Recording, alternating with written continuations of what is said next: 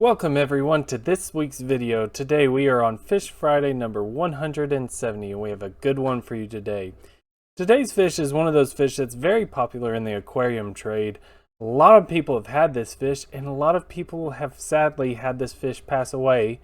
Well, I hope after this video you will begin to understand why. Regardless, it is a really neat and very cool fish. Today's fish that we're going to be talking about is bam! The Chinese Hillstream Loach. Now, the Chinese Hillstream Loach, or scientific name Beaufortia quaichowensis. Again, that's Beaufortia quaichowensis. I'm butchering this name. I know I am. I apologize. This one's really difficult for me to pronounce. But the Hillstream Loach is part of the family Gastromyzontidae, which is a family of loaches that is very specific to Southeast Asia. And this fish is no exception. It is found in Southeast Asia, China, Vietnam, Laos. A lot of the Gastromyzontids have this sort of similar body style or will have similar ecological characteristics. So this is actually a really good fish and probably one of the most common ones that you see. By my understanding, there are 3 species that you most commonly see in the aquarium trade. So I chose this one. Now, in terms of where you're going to find these, their habitats, they're found in relatively shallow streams and rivers.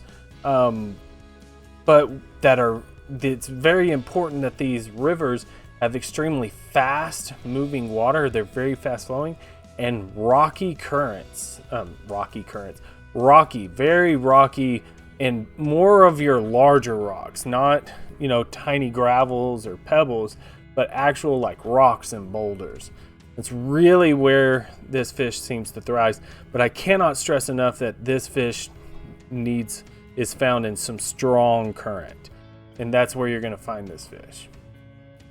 Now, it is a small fish. This fish is usually about 4 to 6 centimeters, 1.5 to 2.5 inches.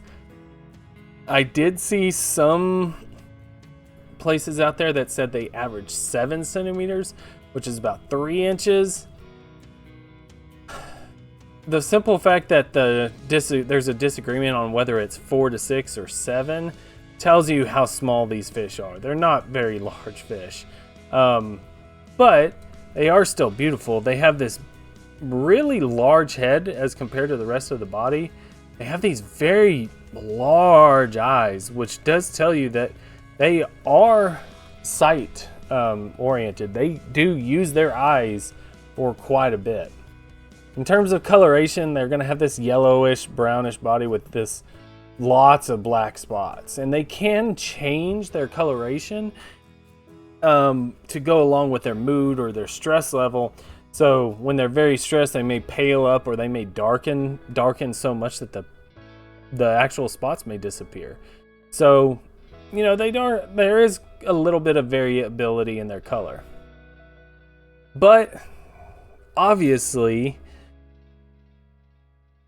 you're looking at a Hillstream Loach, you have these giant suction cups on the bottom. Pretty hard to miss these suction cups right here. But what is interesting, that there is a lot of people out there that think this suction cup on the front is the mouth and that it has a very large mouth. That's actually not the case. It actually has 2 different suction cups that are created, with one being the fused pectoral fins and the head, and then some fused pelvic fins. So there's actually 2 separate suction cups.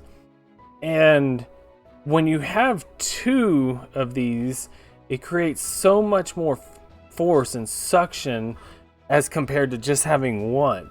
I saw something online that said that because of these 2 suction cups that are on this body, it allows it to withstand forces of up to 1,000 times the fish's weight.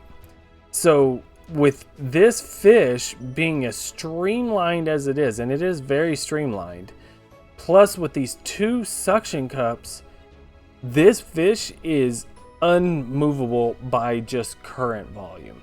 They have to be kind of pushed and prodded if you're gonna move. I mean, they can obviously move themselves, and that's how they do.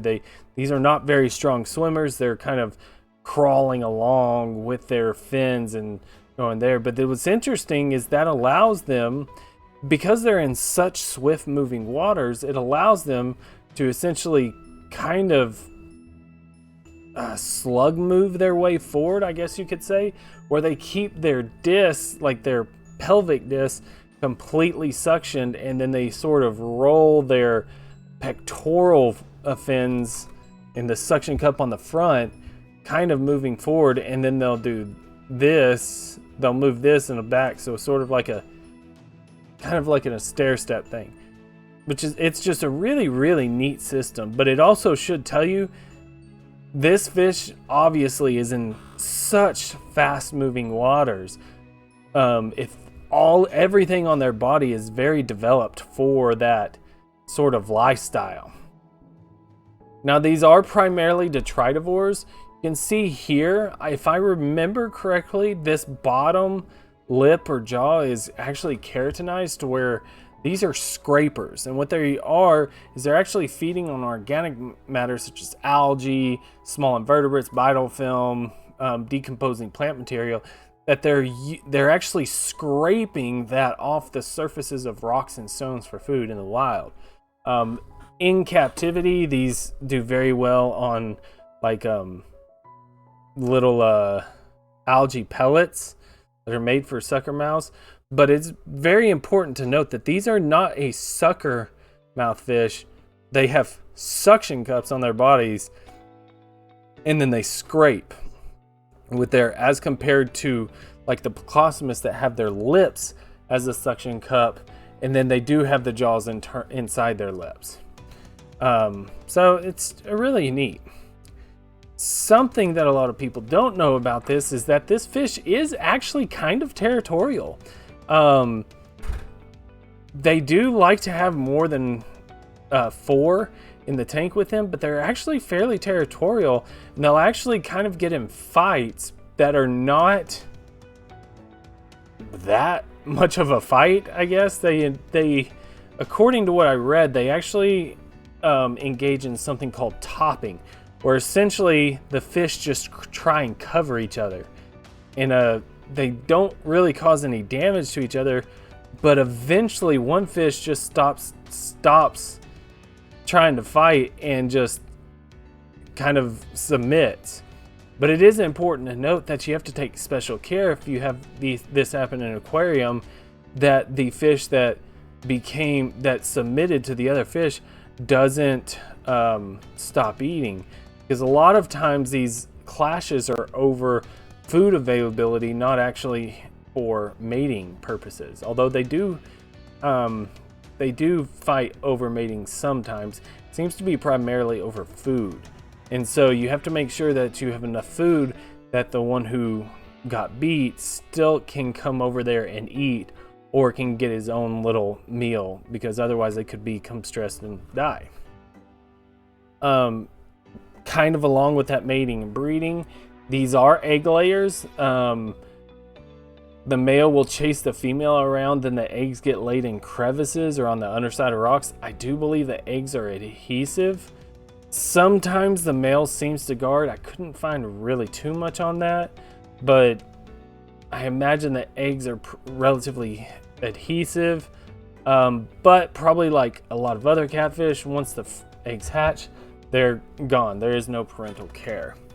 I would have to imagine that either they choose very deep cracks and crevices or under boulders, or they're breeding at times when the smaller streams and rivers have floodwaters, so the rivers are a lot higher, which causes less flow. It's probably some combination of the two. I can't really say for sure on that one. So please, if you know, comment down below. I would really appreciate it. I don't believe they've had much success breeding in captivity. Some, but not much. But I should also mention, these are not an endangered fish. This fish is not necessarily going to go anywhere. It has the same issues that a lot of Southeast Asian fish have in terms of pollution factors and things like that, but I don't think this fish is in any danger.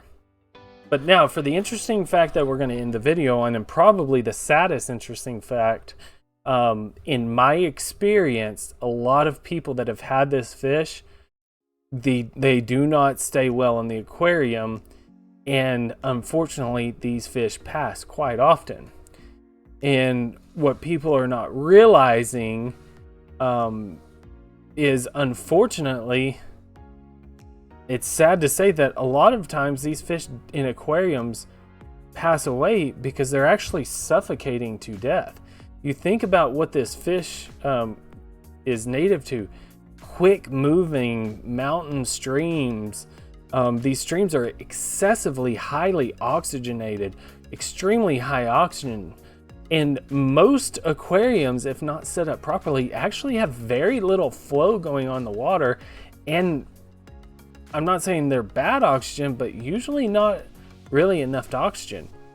And on top of that, with these mountain streams, usually the water's colder. This fish is what I would actually consider a cold freshwater fish. So to set up an aquarium for this fish, you do need some plants that can withstand some current. You need some rocks, plenty of rocks and crevices for this fish to, grab onto, hide, and things like that. But you also need plenty of water movement so that this fish constantly gets that fresh water over its gills, and making sure that it stays cool, that it's in a cooler room. I know that seems like, well, water is cool anyway, but this fish is, a lot lower. So how I like to set up an aquarium for Hillstream loaches, of which I've set like 4 or 5 for some people and for some of my friends, is I actually like to get a longer aquarium that's not as tall, not as deep, and then getting some plants on the side, on one side, and then piling rocks on the other side. You can design the rocks in such a way that they you can still see plenty, because there's a lot of other fish that can live with this fish. And then what I'll do is I'll set the filter outlet on one end, and usually you have to cut it, and then it's pushing the water all the way across, and then I'll have the filter inlet, so the part that's sucking the water up into the filter, on the side with the plants. So the water is constantly moving from this side to this side and recirculating. And I usually like to, if I'm setting up for this sort of community tank that have Hillstream loaches and stuff like white cloud minnows and things like that, I'm usually wanting to get a filter that can do that's rated for essentially 1.5 to twice the number of gallons for the aquarium. So for example, if you had a 20-gallon aquarium, I would like to have a 30 to 40 gallon filter on that aquarium.